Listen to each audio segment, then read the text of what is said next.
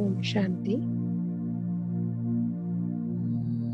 ब्रह्मा बाप समान स्थिति तक पहुंचने का हमारा पुरुषार्थ कदम दर कदम आगे बढ़ता जा रहा है। ब्रह्मा बाबा को जानने का ये छोटा सा प्रयास हमारे पुरुषार्थ को जरूर एक नवीनता देगा, ऐसा विश्वास है। इसी श्रृंखला में आगे आज हम ब्रह्मा बाबा के तपस्वी मूर्त जीवन से इसी विशेषता यानी तपस्वी स्थिति पर अभ्यास पूर्ण चिंतन करेंगे। तपस्वी वही जिनके अंग अंग हो शीतल। तपस्या वो है जिससे हमारी एक एक कर्मेंद्रियां शीतल हो जाए, शांत हो जाए।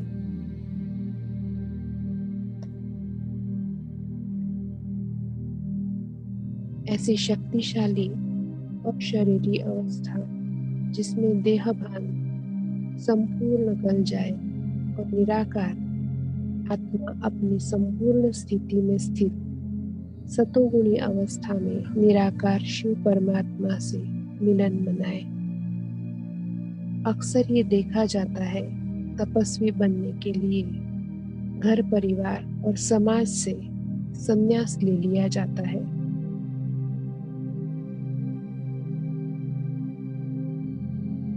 प्रवृत्ति और परमार्थ इकट्ठे मुमकिन नहीं, ये समझ व्यक्ति अपनी लौकिक जिम्मेवारियों और संबंधों का त्याग कर एकांतवासी हो जाता है।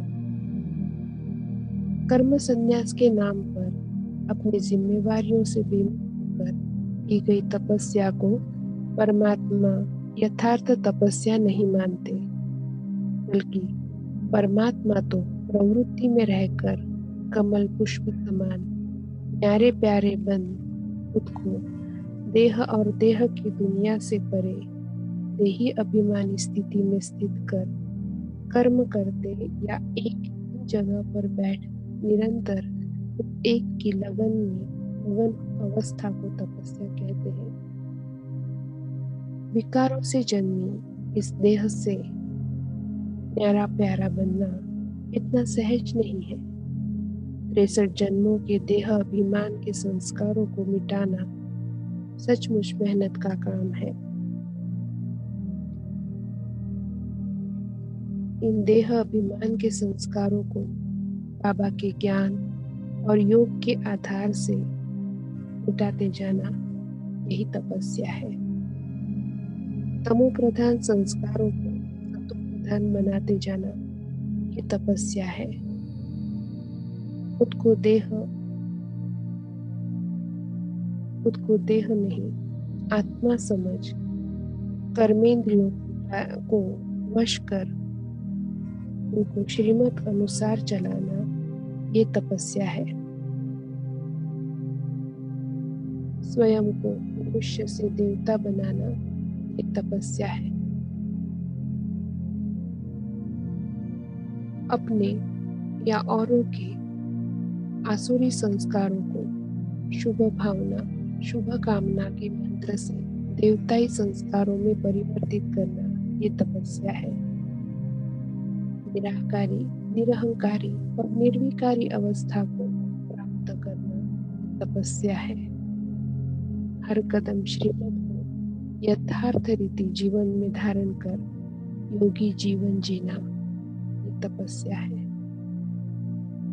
तपस्या का आधार त्याग है। भक्ति में घर बार छोड़ने को त्याग समझा जाता है। बाबा ऐसे त्याग को हद का त्याग मानते हैं। बाबा हम बच्चों को बेहद का त्याग सिखाते हैं।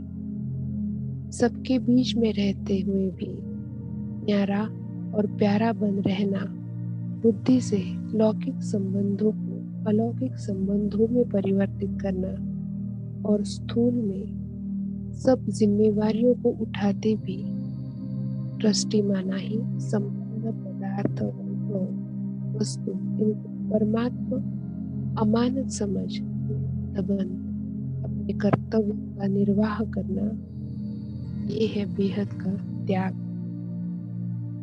ऐसा त्याग करना बाबा हमें सिखाता है।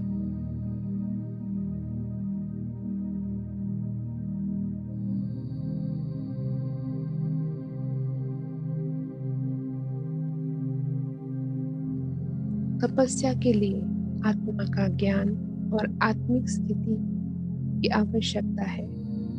बिना स्वयं को आत्मा रूप में पहचाने तपस्या करना मुमकिन ही नहीं। संगम युग में आत्मिक स्वरूप में स्थित हो की गई हम बच्चों की तपस्या को ही भक्ति मार्ग में अनेक यादगार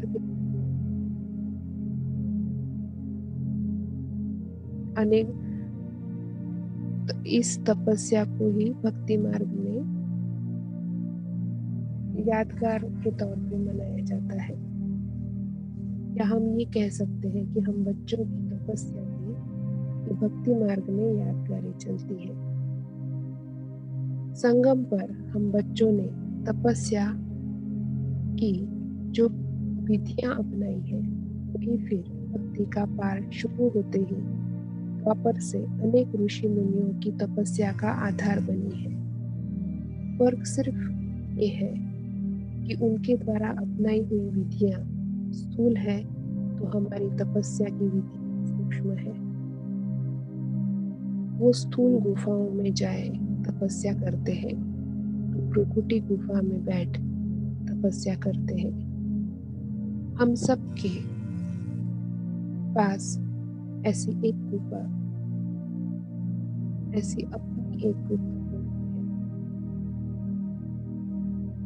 जब चाहे हम इसमें जा बैठ सकते हैं।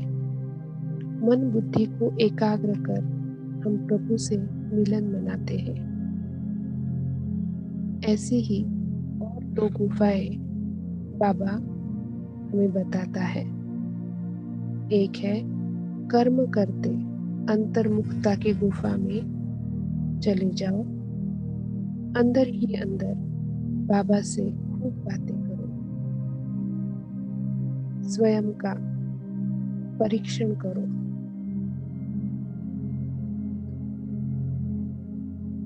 तीसरी गुफा है रूहानियत की गुफा। स्वयं को आत्मा देख पाते हैं, उतना ही दूसरों को भी आत्मा रूप में स्पष्ट देख पाना, इसको कहेंगे रूहानियत की गुफा से हम देख रहे हैं। क्योंकि हमारी तपस्या का आधार ही हमारी आत्मिक स्थिति है। तो सुबह से लेकर रात तक निरंतर तपस्या के लिए बाबा ने हमें 3 सूक्ष्म गुफाएं बताई है। बैठे योग के लिए भ्रुकुटी गुफा, कर्मयोगी जीवन के लिए अंतर्मुखता की गुफा और संबंध संपर्क में आते रूहानियत की गुफा।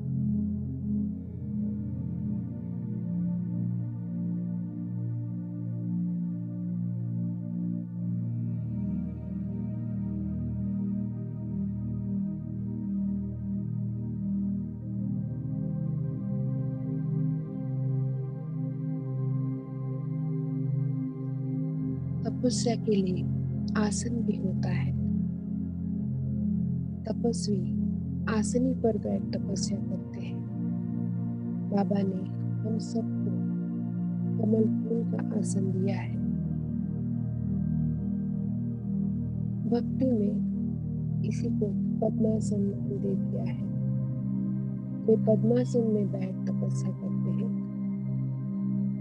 बाबा हम बच्चों को कोमल आसन कर बिठाकर तपस्या करवाते हैं। घर गृहस्थ में रहकर न्यारा और प्यारा बनना ये ही है कमल आसन।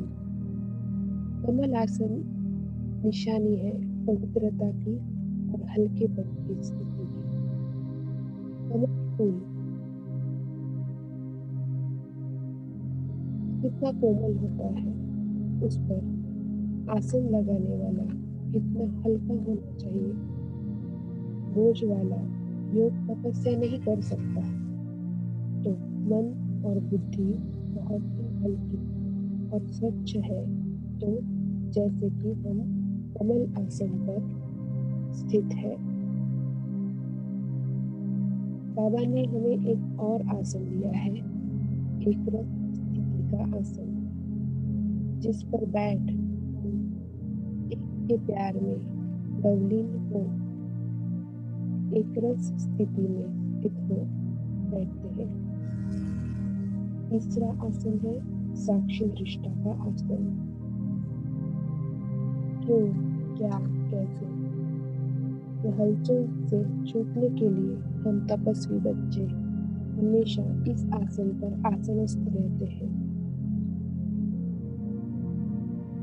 हर आत्मा का अपना अपना पार्ट है। हर आत्मा निर्दोष है परमात्मा की लाडली संतान है। बाबा अपनी मुरलियों में बार बार हमें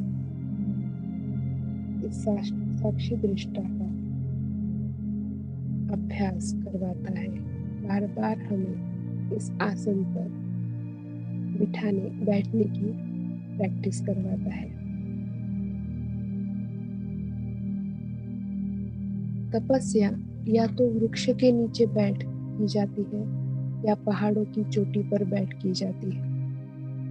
हमको भी बाबा कहता है, बच्चे कल्प वृक्ष की जड़ों में बैठ तपस्या करो, पूरी सृष्टि के झाड़ को देखो और उसे गुणों और शक्तियों का सकाश दो। आप इस सृष्टि चक्र के पूर्वज आत्माएं हो, उस स्वमान में स्थित हो। सृष्टि वृक्ष की सभी आत्माओं की सेवा करो। ऐसे ही हम बाबा के बच्चे पहाड़ों की चोटी पर तो जाकर तपस्या नहीं करते हैं, और हमें बाबा परम धाम की ऊंची से ऊंची चोटी पर तपस्या करवाते हैं। अपने मन और बुद्धि के विरोध में बैठ जब चाहे हम एक सेकंड में इस चोटी पर पहुंच अपनी योग तपस्या कर सकते हैं। बाहर लोग तपस्या को बैठे योग से जोड़कर देखते हैं। तपस्या कुछ मिनटों या घंटे का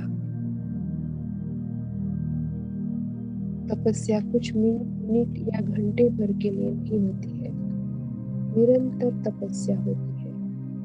और दिन भर हम एक स्थान पर बैठ ये तपस्या करें, ये मुमकिन नहीं।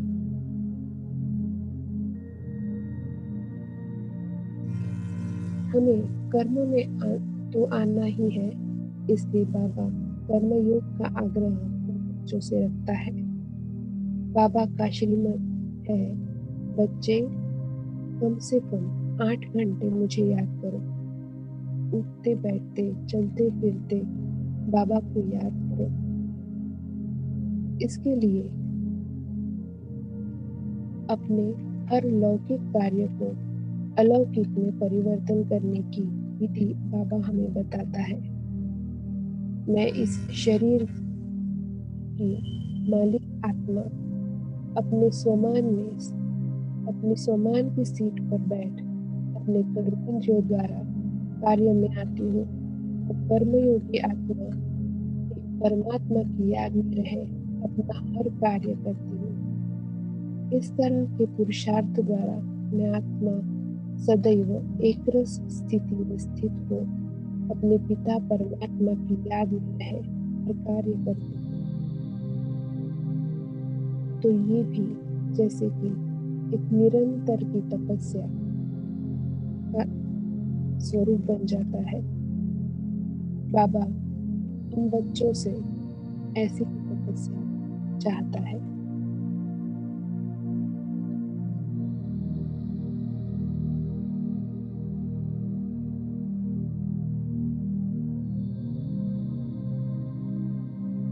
यज्ञ की पुरानी तस्वीरों में हम ब्रह्मा बाबा को शिव बाबा की याद में डूबा हुआ देख पाते हैं। शिव बाबा हमेशा कहता है, योग शब्द आप बच्चों को मुश्किल लगता है, तो इस योग शब्द को भुला दो और शिव बाबा की याद में हो जाओ। योग शब्द मुश्किल है पर याद करना आसान है। ब्रह्मा बाबा को हम शिव बाबा की याद में इसी तरह खोया हुआ देखते थे। यही सही मायने में तपस्या है। उठते बैठते खाते पीते निरंतर उसकी याद में समाये रहना ही तपस्या है। ब्रह्मा बाबा के सिर पर यज्ञ की पूरी जिम्मेवारी थी और यज्ञ निरंतर अनेक तूफानों को झेलता जा रहा था। ऐसे में भी बाबा निश्चिंत हो शिव बाबा की याद में अपने कर्तव्य को भी निभाते जा रहे थे। बेफिक्री का कारण बाबा का स्वयं में और बाबा में निश्चय था। जहाँ निश्चय अखंड था, तो बाप की याद भी अखंड थी और परिणाम स्वरूप शिव बाबा का साथ निरंतर।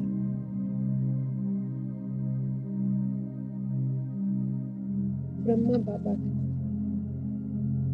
महसूस कर पाते थे। परिवार और अपनी जिम्मेवारियों को उठाते हुए भी बाबा अपनी तपस्या के बल से मुश्किल हालातों पर मात करते चले गए।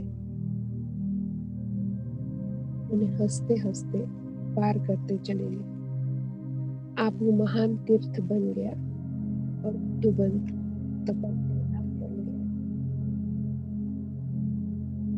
हमें भी अपने अपने स्थान को ऐसे ही तपस्या कुंड बनाना है, तपस्या स्थान बनाना है।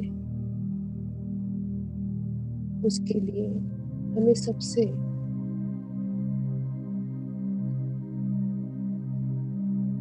शीर्षखंड होकर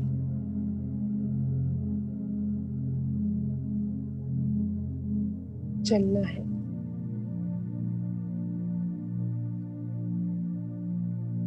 बहुत बहुत मीठा बनना है। अपनी जिम्मेवारी को पूरी तरह से निभाते हुए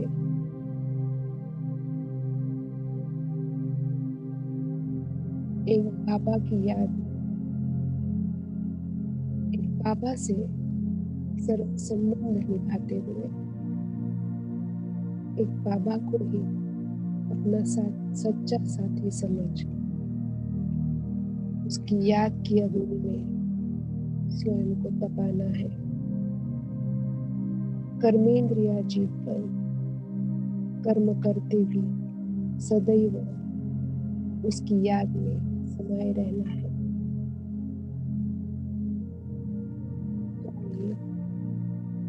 हम भी बाप समान तपस्वी मुक्त स्वयं को बनाए। चलेंगे अपने बाप दादा से मिलने सूक्ष्म वतन।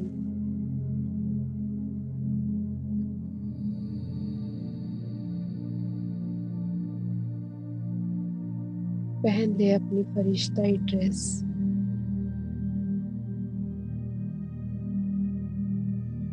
प्रकाश की काया।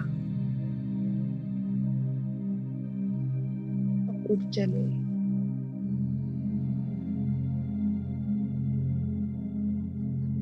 अंतरिक्ष की ओर, चांद सितारों से पार।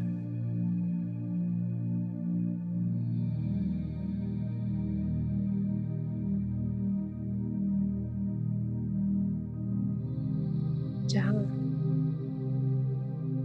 मेरे ब्रह्मा बाबा और शिव बाबा मेरा इंतजार कर रहे हैं।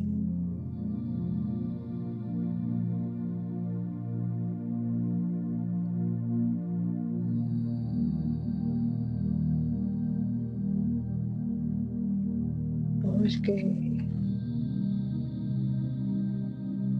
सूक्ष्म वतन। महसूस करेंगे सफेद चांदनी बिखरी हुई है।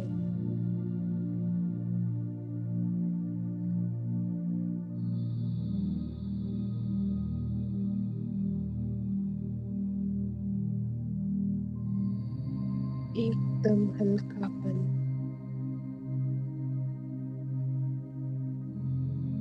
मैं अतीन्द्रिय सुख में जैसे लहरा रही हूँ।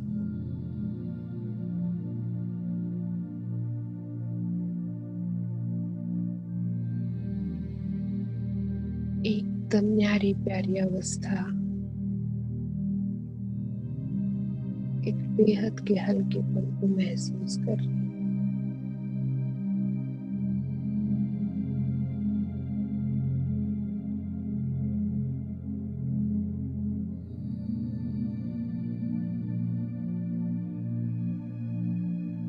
कुछ दूर से एक आकृति मेरे पास आती हुई मुझे महसूस हो रही है।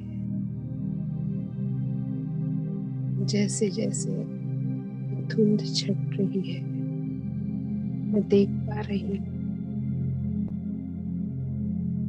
ब्रह्मा बाबा और उनकी प्रकृति में शिव बाबा मंद मंद मुस्काते हुए। बाबा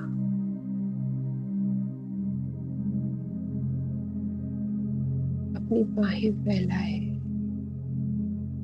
मुझे अपने पास बुला रहे हैं। आओ बच्चे,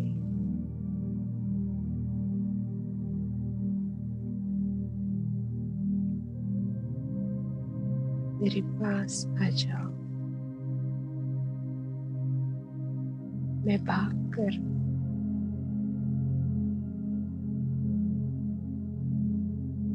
मेरे प्राण प्यारे बाप दादा से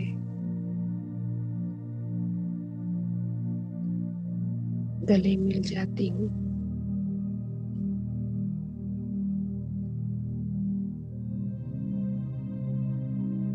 महसूस करें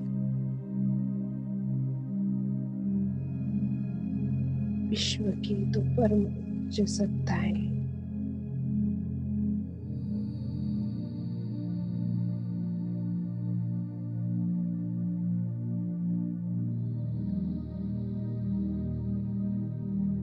बाबा मुझे मीठी रूहानी दृष्टि दे रहे हैं। उस दृष्टि में मेरे लिए अपार स्नेह है।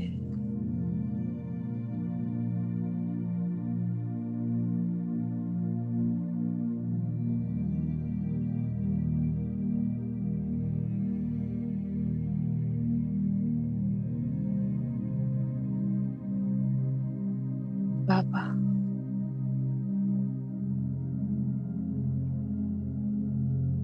मुझे अपने नैनों से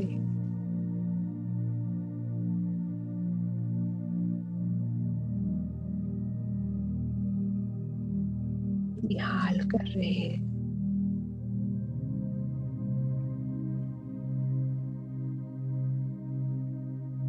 देखेंगे बाबा से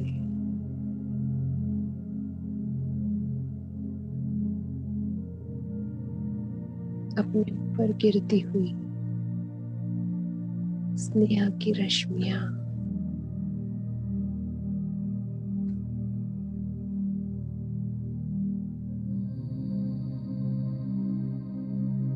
मैं जैसे कि अतीन्द्रिय सुख के झूले में झूल रही।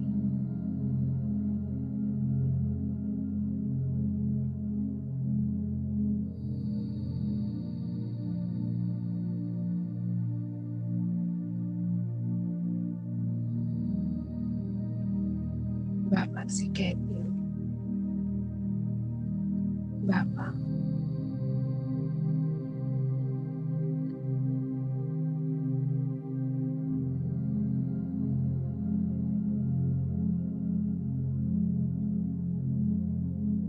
आपको मैं साक्षात साकार रूप में नहीं देख पाई, पर मैं हर क्षण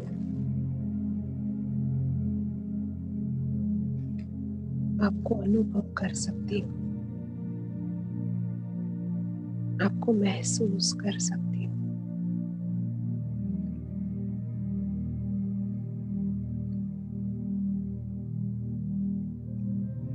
आपका बच्चा आपको बहुत याद करता है बाबा।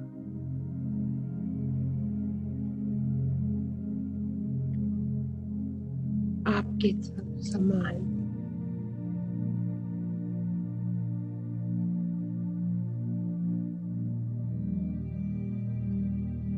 संपूर्ण पवित्र बन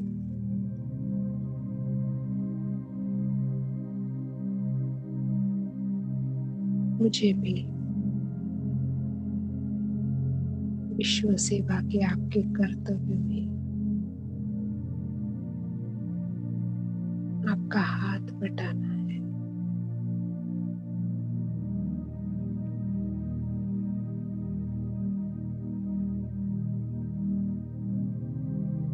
बाबा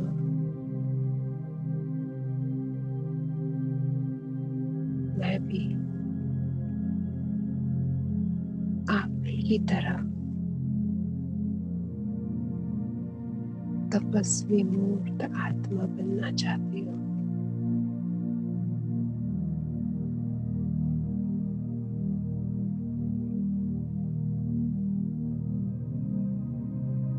बाबा मुझे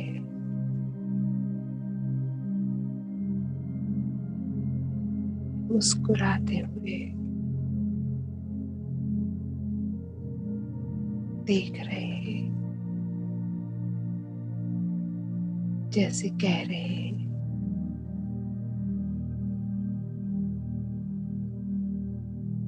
बच्चे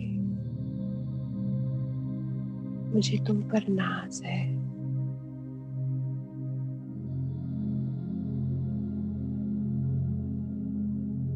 बाबा अपना वरदानी हाथ मेरे सर के ऊपर रखते हैं, मुझे एक एक वरदानों से भरपूर करते जा रहे हैं।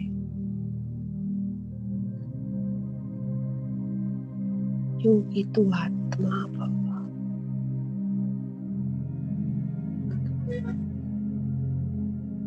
ज्ञानी तू आत्मा बाबा,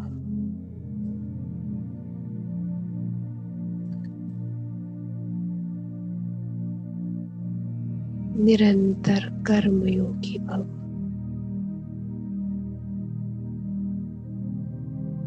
स्वराज्य अधिकारी भव।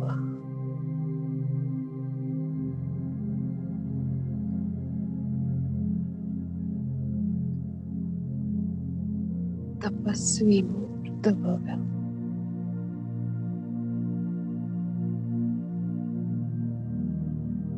बाबा के वरदान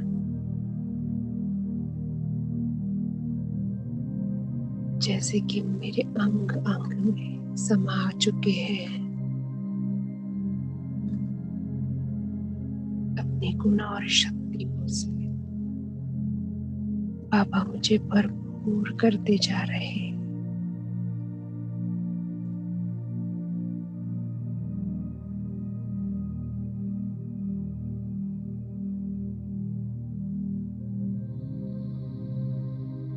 पवित्र और एकदम हल्केपन का अनुभव हो रहा है। मैं आत्मा बाबा से छुट्टी ले अब अपने साकार वतन वापस लौट रही हूँ।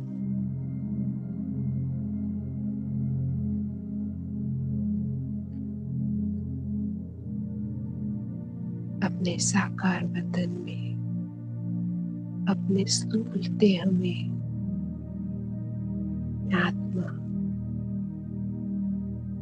अपने सूक्ष्म शरीर के साथ धीरे धीरे समाती जा रही हूँ।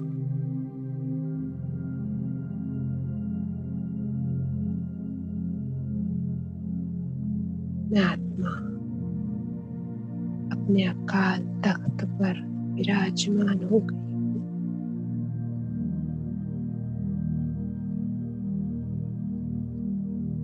मेरे स्थूल शरीर से मेरे स्थूल शरीर में परमात्मा शक्तियों का प्रवाह बह रहा है।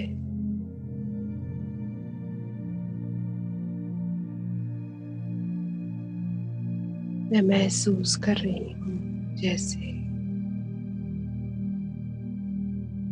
आत्मा साकार सृष्टि के कल्प वृक्ष की जड़ों में बैठ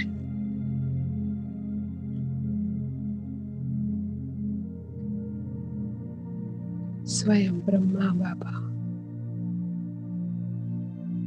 और मम्मा और अनन्य बच्चों के साथ तपस्या कर रही हूँ।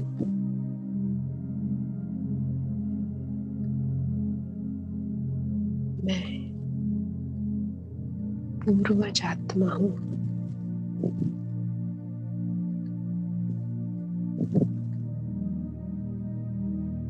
परमात्मा से मिली हुई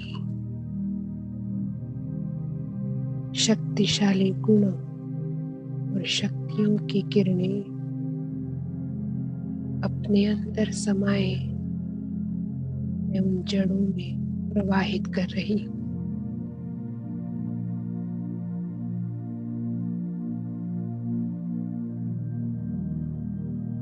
धीरे धीरे परमात्मा शक्ति की किरणें मेरे द्वारा संपूर्ण वृक्ष को मिल रही है।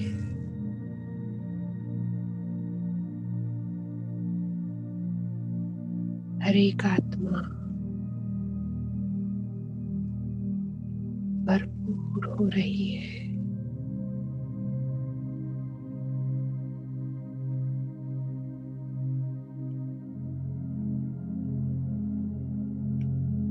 ओम शांति।